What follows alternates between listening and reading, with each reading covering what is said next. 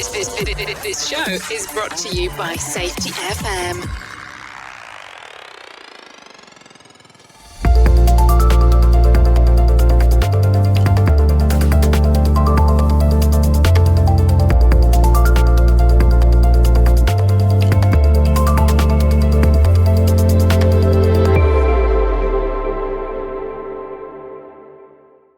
Hi listeners, this is Glynis McCarthy, co-host of the Practice of Learning Teams podcast show.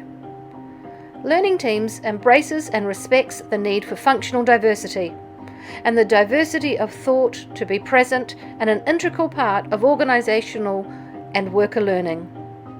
This approach acknowledges and makes visible the differences that exist between genders in the workforce in order to identify health and safety risks and implement, maintain and improve effective solutions.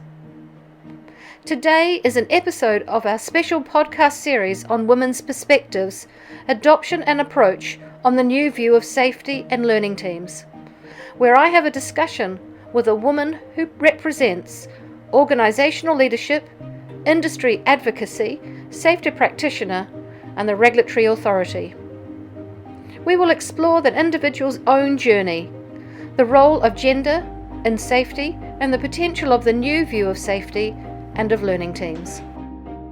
On today's show, we hear from Deirdre Lewis, General Manager HSE Energy Markets at Origin Energy.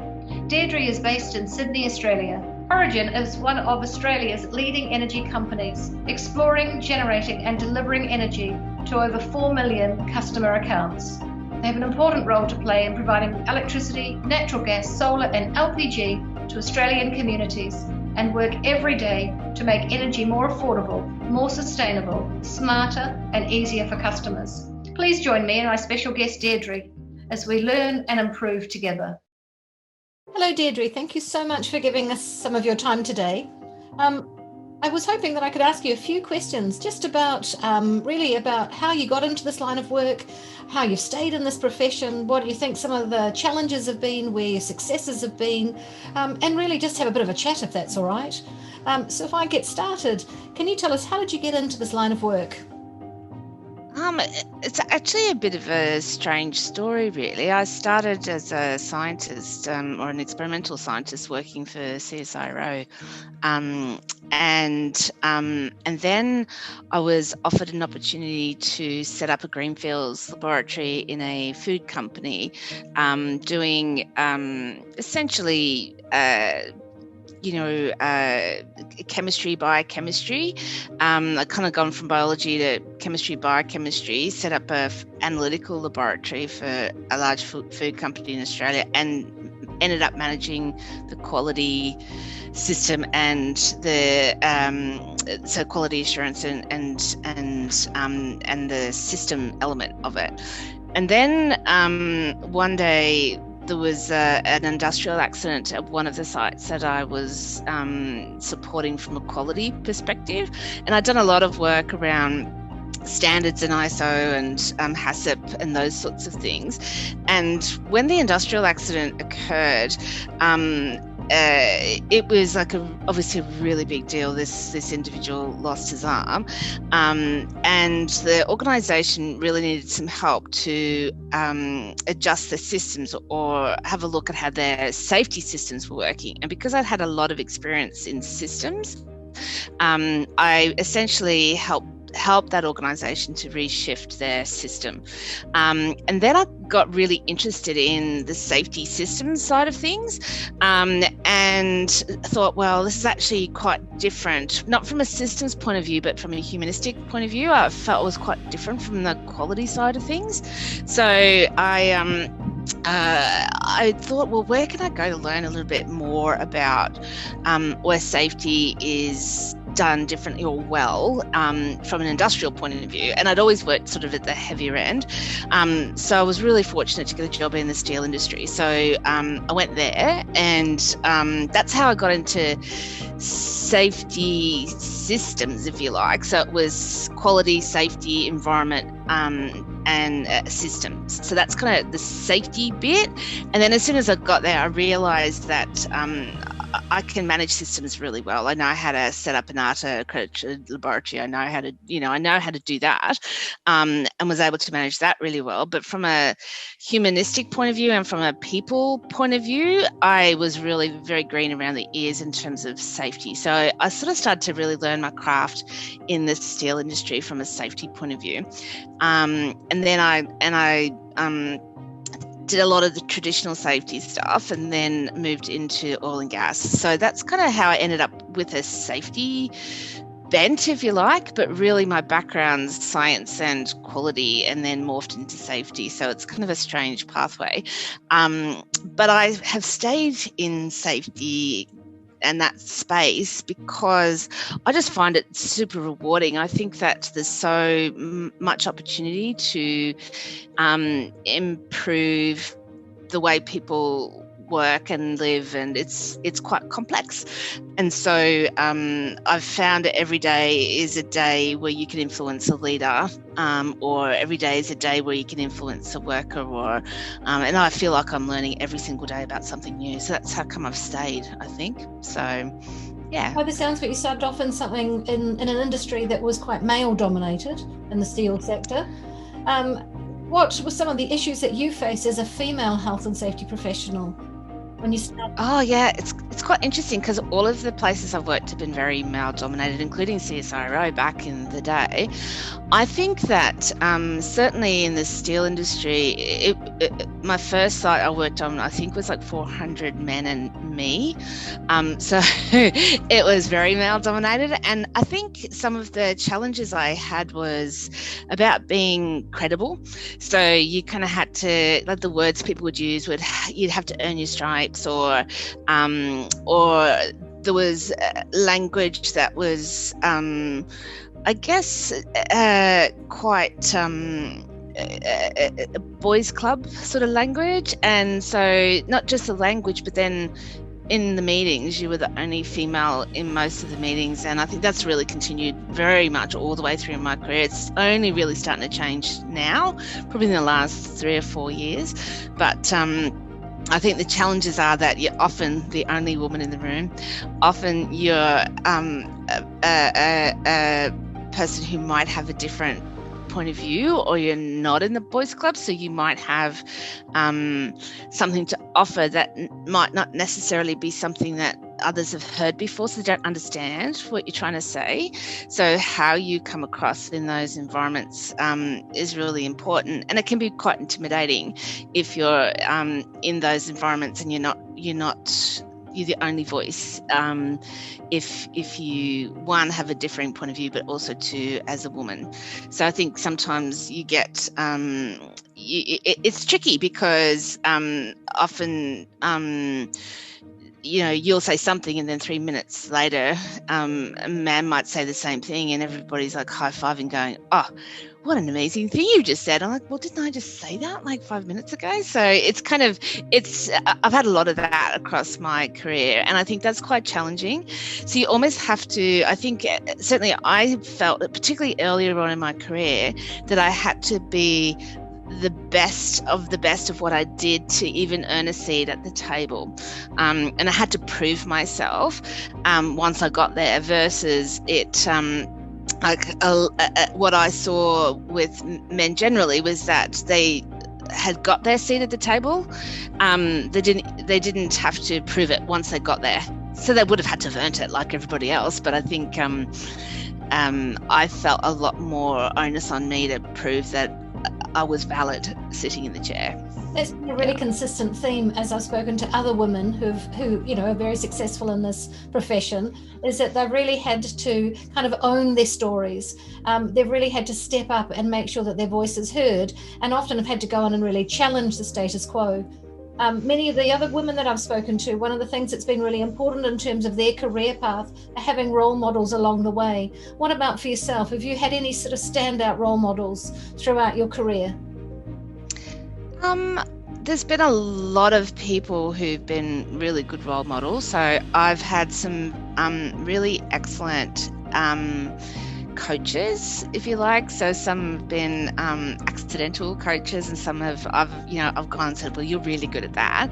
Can you teach me how to do that, or how do you break through with that? So a lot of it's been me seeking out those people who've got skills that can push through that maybe I was struggling with. So there's been people like that. There's also been people that I've really connected with that have helped me from a role modelling point of view. But it's quite interesting because I was reflecting on this not very long ago, but I've never had a female boss, and I've never worked, I guess, in an environment where there was a lot of women. So from a female role model point of view, from a HSE professional space, I haven't really had one from a female role model to follow. I think there's lots of great women out there, but I think it's almost like we sort of sit at a certain level in organisations.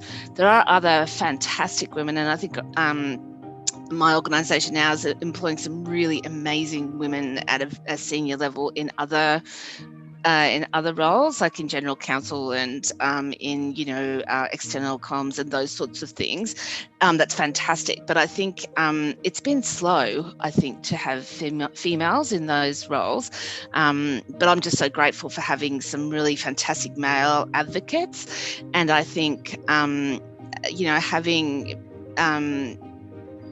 men who really want to see good talent proceed through the organisation has been really helpful to me, because people have, people who they've given me a go where perhaps a bias might be to give the role to somebody else who was a man.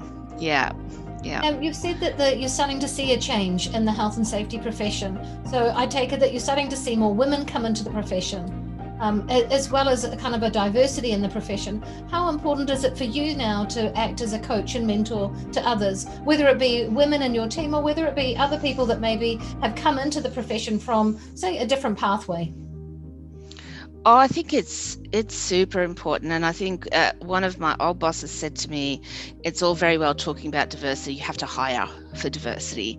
And so it's the act of hiring. So personally, I hired the best talent. You just have to go looking for female talent as well as male talent, and then have a pool that you can draw from. So I think often there's a lot of great female talent out there. I think it's just harder to find, because often they'll stay with an organisation longer, or they might be less willing to put their hand up, or they might also be less able to articulate their talent in an interview in the traditional way that men might present themselves. So I think it's really important to hire great women. So I think that's the first thing. And then I think it's also really important to make sure that you support your women, particularly in male-dominated workplaces, because it is really tough. So, and there's many, many ways that you can support your talent, be they male or female or diverse in other ways inside your workplace, that I think sometimes gets overlooked. So, even just having a safe space where you can have a conversation about things when it's really tough, or, having a cohort that might not be in your specific field, but where people can feel like they've got opportunities to develop or meet other like-minded people, or people who have differing points of view, but that collaboration and really thinking about the overall diversity of both your own team but also your organisation is super important. So I think, to answer your question, you've got to hire for diversity, and then once you've hired for diversity, you have to support diversity, and that's in how you include people in the conversation, how you embrace a different point of view, making sure that you don't hire mini-me's, which is always a temptation, because it's so much easier to manage people who are like you or think like you. So it's quite challenging hiring people who are different or managing a team that are very diverse. So you have to be prepared for that as a leader yourself. And also, I think you have to have enough emotional intelligence, I think, to be able to suspend your own judgment when you're listening to your talent. You've hired them because they're talent, and because they will challenge you and because they will have a differing point of view to you. So I think, especially if there's pressure or there's challenge in the environment that you're working in, whether it's external or internal challenge, that you continue to value the diversity. When I listen to you, one of the things that really comes across strongly, if I think about some of your successes, I suspect, based on the fact that you've come from a kind of a science background. So you're looking for evidence, but at the same time, you come across to me as if you're brave and you can put your foot forward and challenge where you need to challenge. And you want to really embrace that diversity, to really look at things from different perspectives. If I was to turn it back on you, though, and ask you what you think some of your successes have been that have led you to where you are now, what would you say? So there's probably a lot of technical success that I could talk about. So I've had a lot of technical success. So whether it's things like, implementing a system of load restraint or all those technical things you can do. So I'm really good at, I guess, execution and project management. So I think that's really helped me to gain credibility. But if I think really around what my successes have been personally, it's been much more about finding my voice in the first place, and now that I've found it, then how do I use it? So at first I didn't think I had a voice, but it was sort of me going, well, I do have it, but I'm not sure how to express it. So I think that's been part of my own journey from a professional point of view. So the technical stuff is just it's stuff that you can do and execute well. Not everybody has that skill, but that is certainly my skill set. I can do that very well. And I think then it's about finding your story, linking it to your value and your own purpose, and then finding courage to step outside what people expect if that's what you really believe in. And that can come with a lot of risk, like personal risk. It comes with emotional vulnerability. It comes with all these things that I think in society and not just in work are seen as a weakness is probably a strong word, but it's probably seen as less of a managerial strength. So those people skills are not often as highly valued as the skills in execution. So what I would say is that personally, I think being able to develop my leadership skills has been one of the things that has been part of not just my own personal success, but also I think brings me into a different place as a professional. And that's been another really consistent theme about this notion, I suppose, of vulnerability. So really being able to appraise your skills and to look where you need to get some growth, but also to do it from multiple perspectives. So again, that vulnerability, I suppose, comes from not having to sit in the position where you're the expert, but actually working collaboratively with others and allowing them that space at times to be the expert, and then kind of constructing something together. Yeah, I think it's really interesting because I think whether it's a HSE professional or it's an engineer or it's a commercial person or whatever it is, often organisations, and if I think about this, I mean, really people are experts. So, there's a lot of expertise out there. And like I was saying before, you kind of get rewarded for certain things as part of your career. And whether it's execution or expertise, that's kind of the thing that's held up as people anchor to that. And I think part of the challenge and the opportunity is to admit that nobody can be an expert in everything, right? So there's a piece there about going, well, I can be still an expert in some things, but I'm not an expert in learning teams, for example, or I'm not an expert in how to, I don't know, whatever it might be. And I think within your own sphere, so let's just take, HSE, there's a lot of stuff I'm not an expert on in HSE. And so I think when you hang your hat on expertise and that's how you define yourself as a leader, then it's always going to be really challenging to change or to adapt or to evolve. And so I think when you're talking about vulnerability, part of that as a professional, whatever profession you're in, is actually to admit that it's okay not to know everything and then to go and find out, particularly when things are changing at such a rapid pace.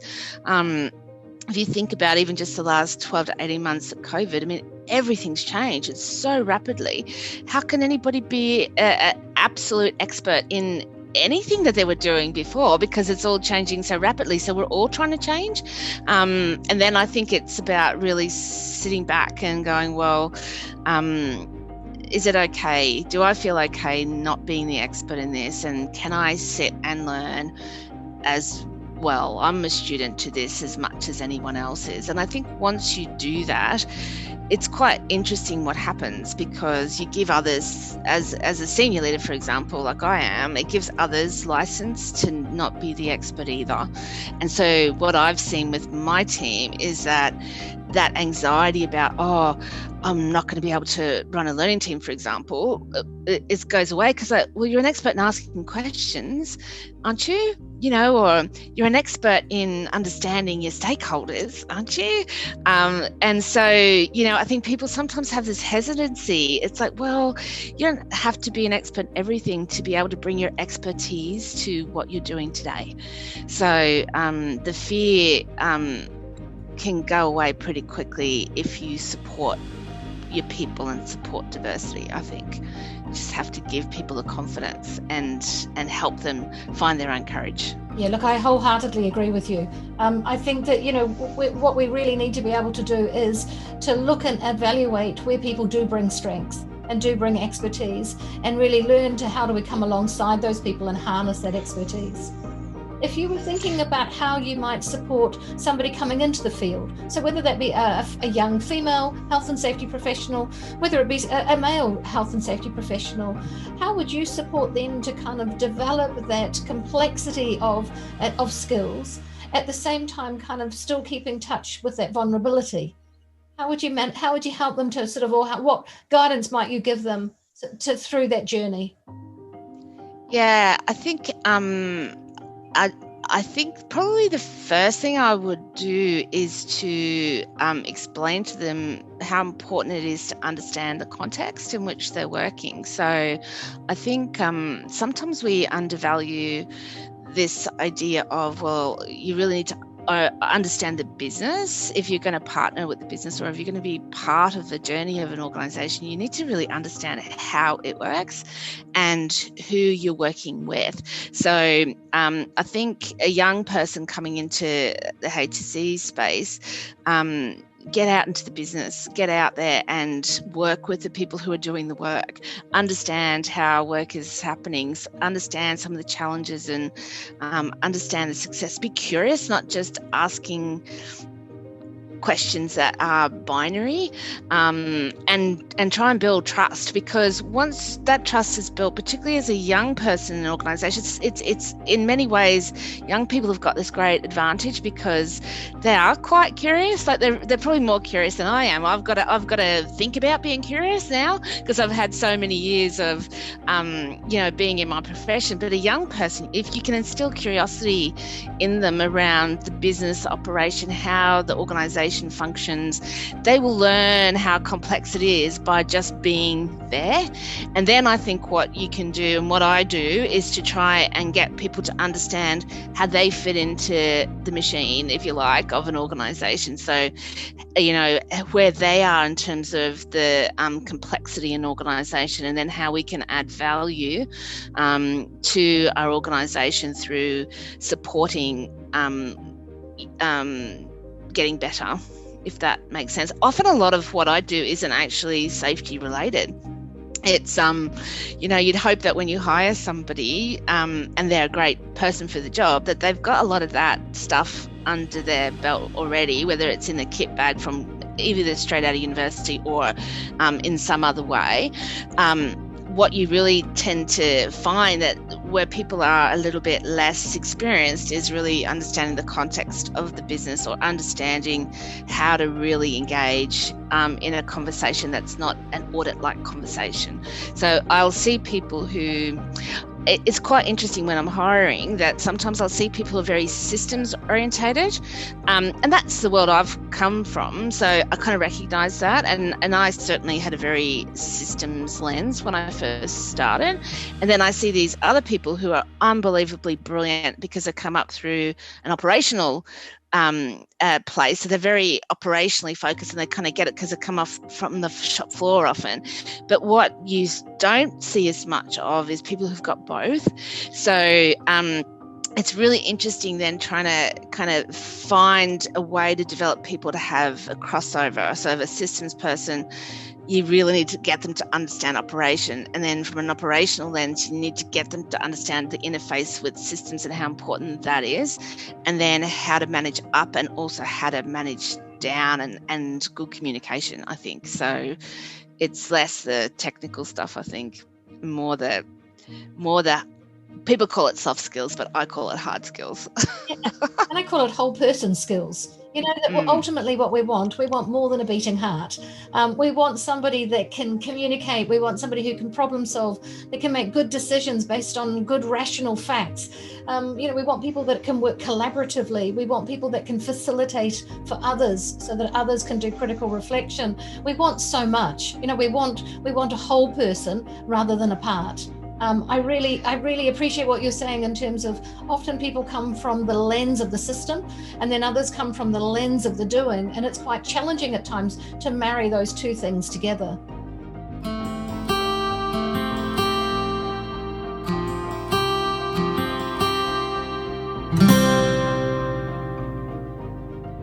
Hi listeners, this is Amy Polly, the AI producer of this podcast series.